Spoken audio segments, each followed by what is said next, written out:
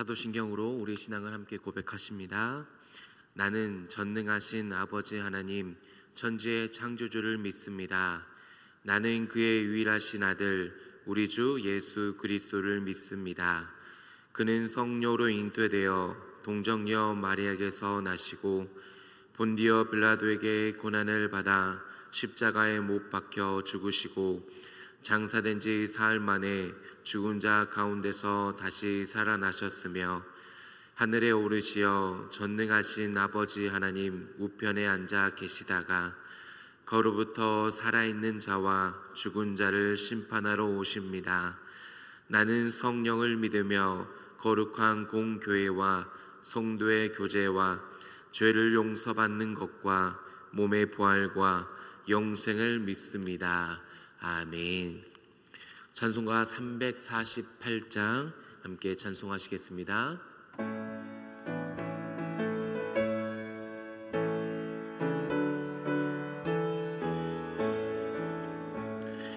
마귀들과 싸울지라 죄악 벗은 형제여 담대하게 싸울지라 저기 악한 적병과 심판날과 멸망의 날 내가 섰는 눈앞에 곧 다가오리라.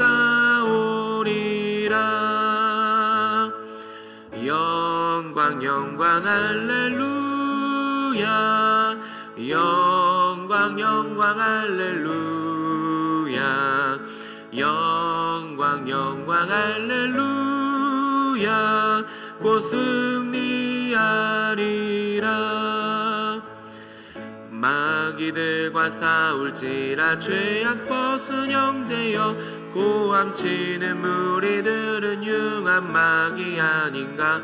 무섭고 더더러운 죄 모두 떨쳐버리고 주 예수 붙들라. 영광 영광 할렐루야 영광 영광 할렐루야 영광 영광 할렐루야 곧 승리하리라.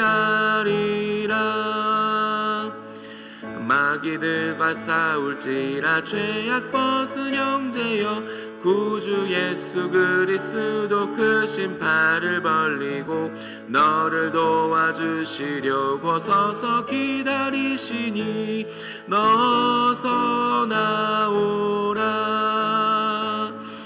영광 영광 할렐루야 영광 영광 할렐루야 영광 영광 할렐루야 곧 승리하리라. 아멘. 하나님의 말씀은 에베소서 6장 11절에서 15절까지 말씀입니다. 에베소서 6장 11절에서 15절까지 말씀 제가 가지고 있는 신약성경 316면에 있습니다.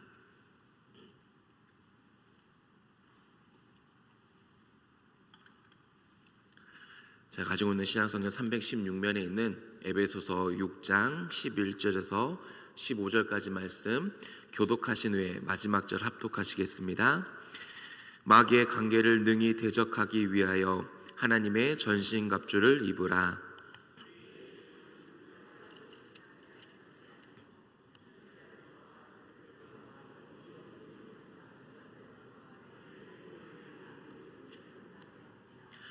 그러므로 하나님의 전신갑주를 취하라. 이는 악한 날에 너희가 능히 대적하고 모든 일을 행한 후에 서기 위함이라.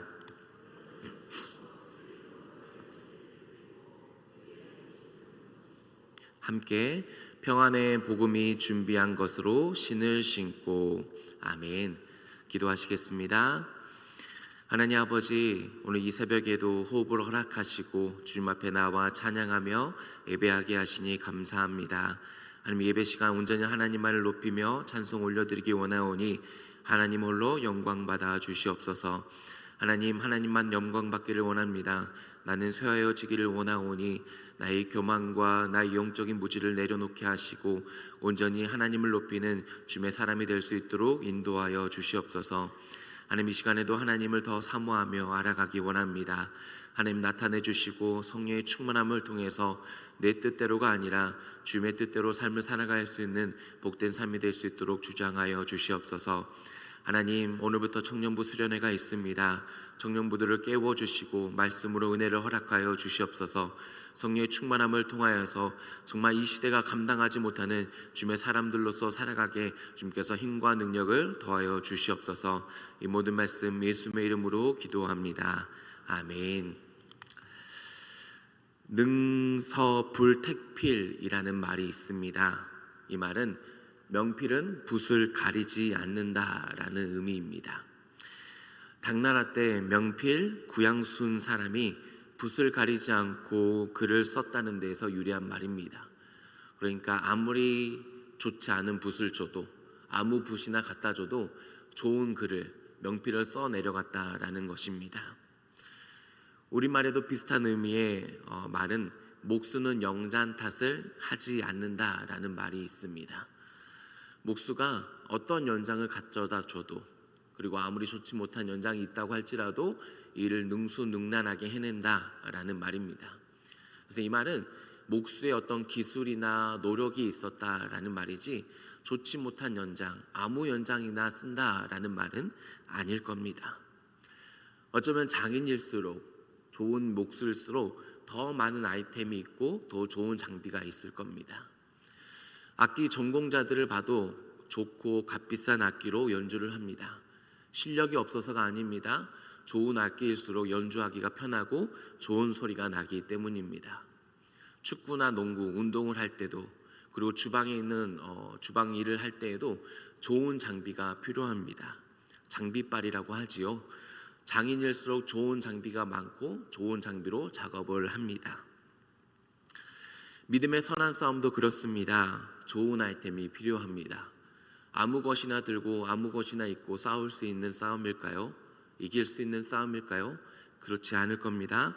좋은 장비가 필요합니다. 그렇다면 좋은 장비가 무엇입니까? 하나님의 전신갑주입니다.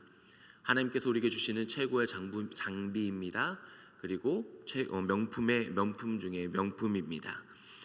하나님의 전신갑주를 입고 믿음의 선한 싸움을 싸워야 한다라는 것입니다. 그렇다면 왜 하나님의 전신갑주를 입어야 하는 걸까요? 그것이 명품이라서, 누군가에게 자랑하기 위해서, 어떠한 능력을 얻기 위해서 입어야 하는 걸까요? 11절의 말씀, 오늘 본문 11절의 말씀 다시 한번 같이 읽어보겠습니다. 시작. 마귀의 관계를 능히 대적하기 위하여 하나님의 전신갑주를 입으라. 아멘. 마귀의 관계를 대적하기 위해서 입어라 말씀하십니다. 대적하다라는 뜻의 의미는 서 있다, 서서라는 뜻을 가지고 있습니다. 그러니까 마귀의 관계에 넘어가서 그 속에 있는 것이 아니라 대적에서 그 바깥에, 그 반대편에 하나님 앞에 서 있기 위해서 하나님의 전신갑주를 입어라 라고 말씀하고 있는 것입니다. 그래서 13절 본문에서도 전신갑주를 취하라, 악한 날에 너희가 능히 대적하고 모든 일을 행한 후에 서기 위함이다 라고 말씀합니다. 악한 날을 대적합니다. 모든 일을 행한 후에 서 있기 위해서, 하나님 앞에 바로 서 있기 위해서, 온전히 서 있기 위해서 하나님의 전신갑주를 입어라 라고 말씀하고 있는 겁니다. 그래서 14절에도 그런즉 서서라고 말씀을 하고 있습니다.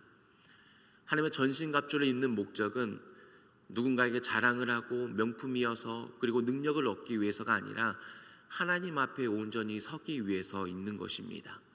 하나님 앞에 똑바로 서 있기 위해서 하나님의 전신갑주를 입는다라는 말입니다. 질문을 드립니다.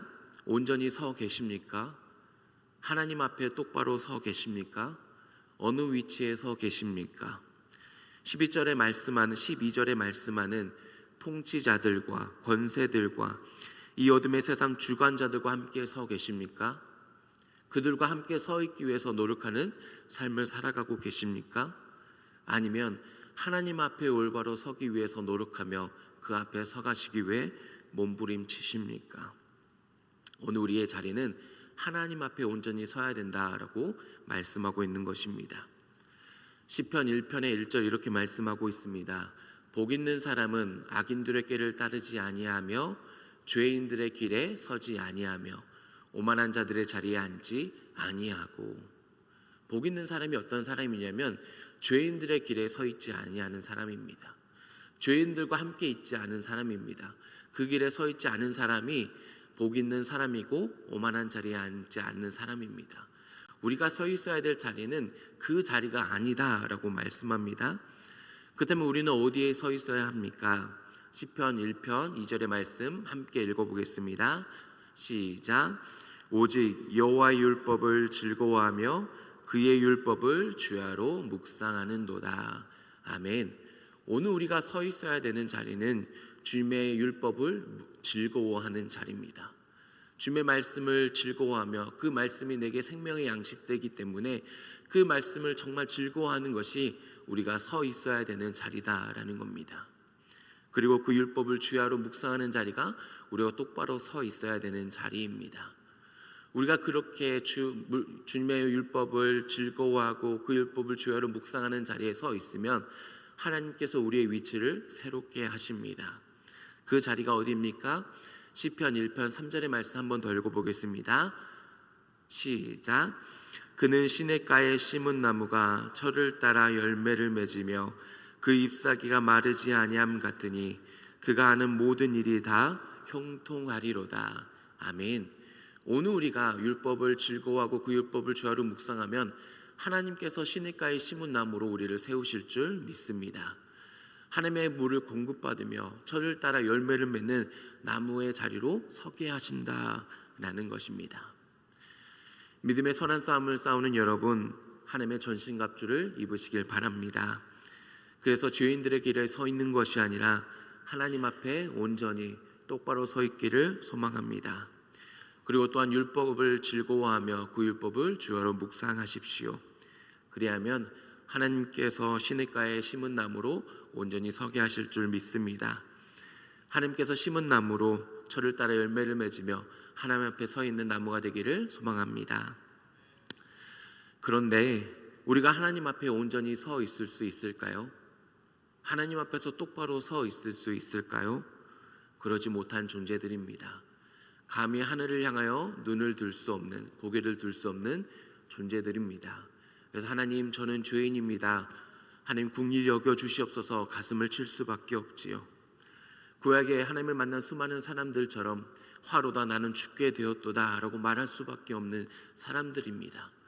감히 하나님 앞에서 온전히 똑바로 서 있을 수 없는 존재가 바로 우리들이다라는 겁니다. 하나님 앞에 똑바로 설 수 없는 존재를 아는 것이 은혜입니다. 그 은혜를 깨닫는 시간이 되기를 바랍니다. 그렇다면 어떻게 하나님 앞에 온전히 설 수 있을까요? 어떻게 하나님 앞에 똑바로 설 수 있는 걸까요? 그 방법은 14절에 진리의 허리띠와 15절에 평안의 복음의 신발을 신는 것입니다. 먼저는 진리로 허리띠를 띠라 라고 말씀합니다. 진리로 중심을, 허리를 단단히 동여매라 라는 겁니다. 그 다음에 진리가 무엇입니까? 예수 그리스도입니다. 예수님이 살아있는 하나님의 말씀으로서 우리의 진리임을 믿습니다. 그 진리이신 예수님을 나의 구원자이십니다, 나의 그리스도이십니다 라고 고백하는 모습이 진리로 허리띠를 띠는 모습이다 라는 것입니다. 주님만이 나의 모든 것입니다, 주님이 나의 구원이십니다 라고 그 고백을 하며 살아가는 모습이 진리로 허리띠를 띈다라는 겁니다. 또한 진리는 참이란 뜻을 가지고 있습니다. 진실된, 신실한 뜻을 가지고 있지요.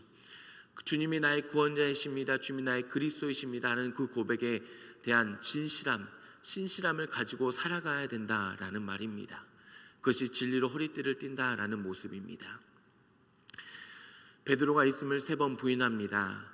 어떤 목사님께서는 그 베드로가 3번 부인한 모습이 예수님이 그리스도이십니다라는 그 고백에 대한 진실함에 통해서 나타났다라고 말을 합니다.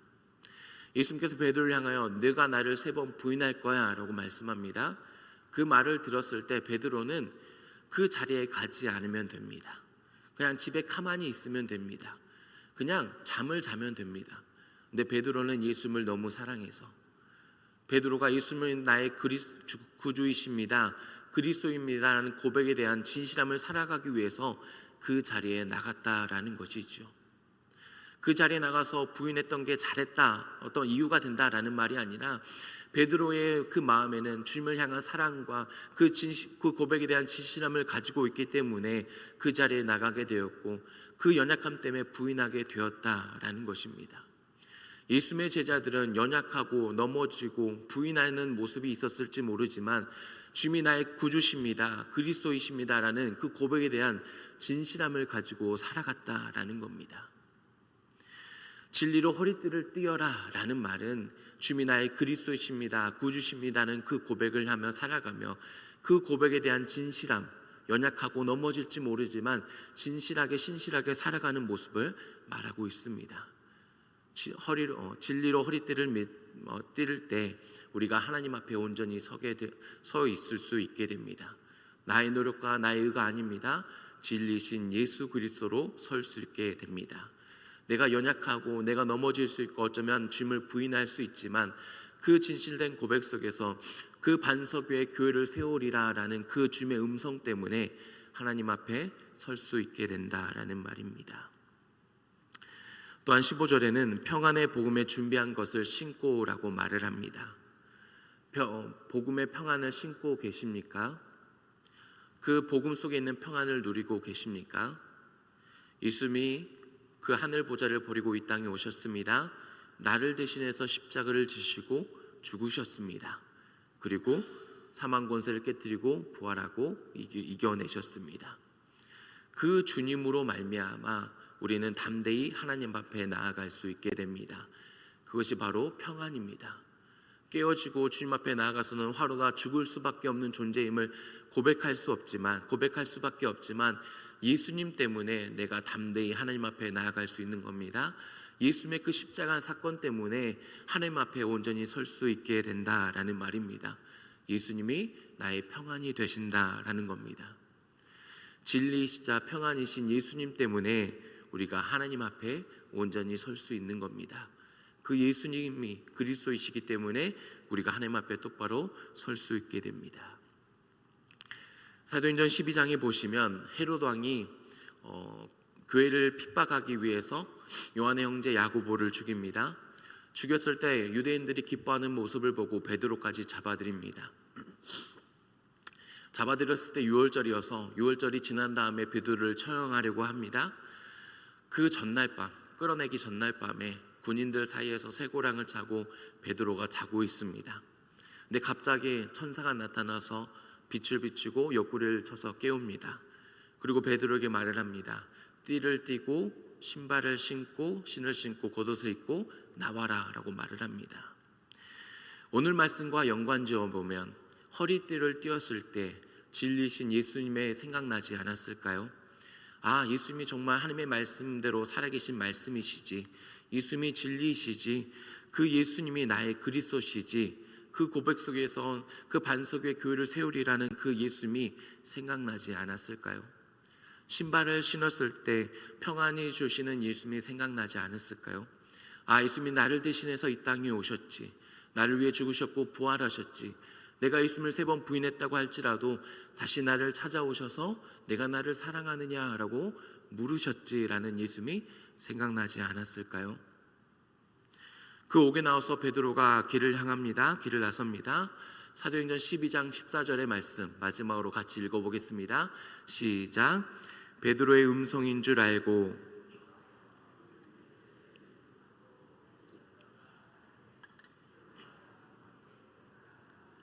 베드로가 대문 밖에 서 있습니다.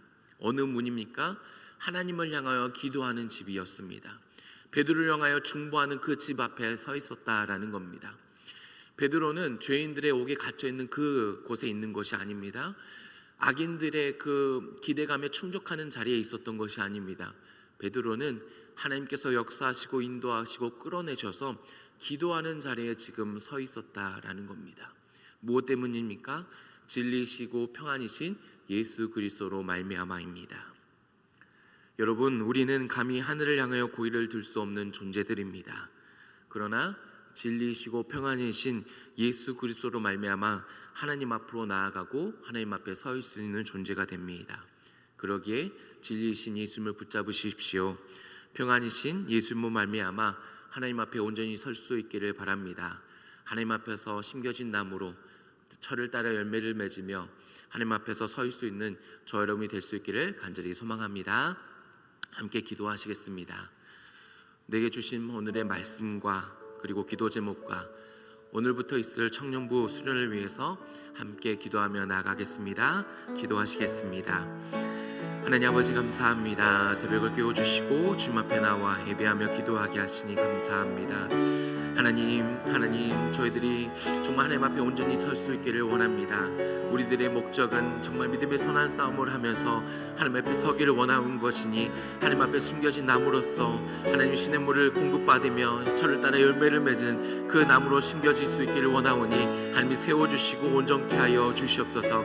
하나님, 나는 하나님을 향하여 감히 눈을 들 수 없는 존재입니다. 하나님을 향하여 고개를 들 수 없는, 설 수 없는 존재입니다. 그러나 오직 진리이신 예수로 말미암아 평안이신 예수님으로 말미암아 하나님 앞에 서기를 원하오니 하나님 허리 진리를 띠게 하시고 평안의 신발을 신음을 통하여서 하나님 앞에 온전히 설 수 있는 자가 되게 하여 주시옵소서. 그리스도를 붙잡습니다. 진리이신 예수님을 붙잡습니다. 평안이신 예수님을 붙잡습니다. 하나님 앞에 온전히 서게 함을 통해서 정말 하나님 앞에서 철을 따라 열매를 맺는 나무가 되게 하여 주시옵소서. 각자의 기도 제목이 있습니다. 하나님 앞에 나와 기도하며 그 부르짖사오니 하나님께서 역사하여 주시옵시고 하나님께서 들어주시고 그 간구마다 하나님의 뜻대로 응답하여 주시옵소서. 하나님 청년부를 위해 기도합니다. 오늘부터 있는 수련을 위하여 기도하오니 하나님 역사하여 주시고 은혜 위에 은혜를 내려 주시옵소서. 하나님께서 준비하신 그 은혜를 사모하며 기대하오니 성령의 충만함을 통해서 온전히 하나님만을 바라보며 하나님만으로 충분할 수 있는 하나님의 성령부들이 될 수 있도록 역사하여 주시옵소서.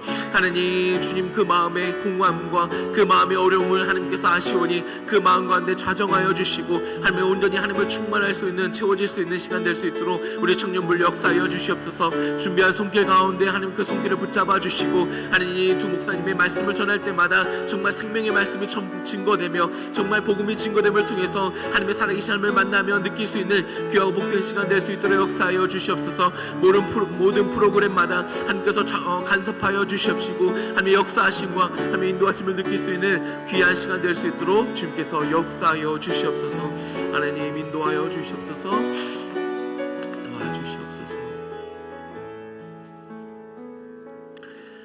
하나님 아버지 감사합니다. 새벽을 깨워주시고 하나님 무엇보다도 주님 앞에 나와서 예배드리며 기도하게 하시니 감사합니다. 하나님 저희들이 주님 앞에 나아갑니다. 불쌍히 여겨주시고 긍휼을 베풀어 주시옵소서. 정말 감히 하나님 앞에서 눈을 들 수도 고개를 들 수도 없는 존재들입니다. 정말 죄인이기 때문에 가슴을 칠 수밖에 없는 존재들 긍휼히 여겨주시고 정말 예수 그리스도를 말미암아 하나님 앞에 온전히 설 수 있게 인도하여 주시옵소서. 진리신 예수님을 붙잡습니다. 평안의 복음이 되신 예수 그리스도를 붙잡으니 하나님 앞에 온전히 서며 똑바로 설 수 있게 주님께서 인도하여 주시옵소서. 하나님 앞에 심겨진 나무가 되길 원합니다. 하나님께 공급을 받고 저를 따라 열매를 맺으며 하나님 앞에서 온전히 설 수 있는 저희들에게 인도하여 주시옵소서. 하나님 저희들의 기도 제목으로 하십니다. 주님 앞에 기도하며 나아가오니 하나님께서 응답하여 주시고 주님의 뜻대로 인도하여 주시옵소서. 여러 어려운 문제들과 고난들 그것 때문에 원망하는 것이 아니라 더욱더 기도하게 하시고 그 가운데서도 있을 주님의 사랑과 은혜를 발견하여서 주님을 찬양하는 삶이 될 수 있도록 주장하여 주시옵소서. 하나님 어쩌면 공허함과 무료함 속에 살아갈지도 모르겠습니다. 하나님 그 순간에도 주님께서 역사하시고 일하심을 발견하게 하시고 정말 주님을 간절히 찾는 자가 주님을 발견한다고 하셨사오니 주님을 찾음을 통해서 주님을 만날 수 있는 복된 인생 되게 하여 주시옵소서. 하나님 청년부 수련회 기도합니다. 오늘부터 있을 그 청년부 수련회 가운데 하나님께서 은혜로 말미암아 역사하여 주시고 성령의 충만함을 허락하여 주시옵소서. 하나님께서 역사하시는 청년부 수련회가 되기를 원합니다.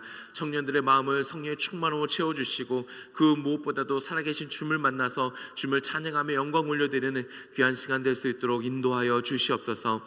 하나님 준비한 손길 가운데 하나님께서 그 손길들을 붙잡아 주시고 두 목사님 주님의 말씀을 증거할 때마다 날마다 역사하시고 살아계신 하나님이 증거될 수 있는, 그래서 아멘으로 화답할 수 있는 복된 시간 될 수 있도록 역사하여 주시옵소서.